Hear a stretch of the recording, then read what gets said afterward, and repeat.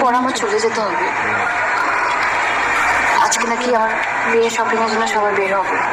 ও আচ্ছা, শুনো, তোমার জন্য কিছু জিনিস এনেছি। আগে দিলে তো নিতে না, জোর করলে ঠিকই নিতে, কিন্তু ইউজ করতে না।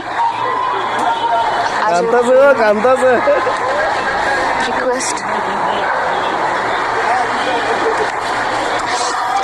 ঘড়ি যদি ভালো লাগে সবসময় হাতে রাখবে।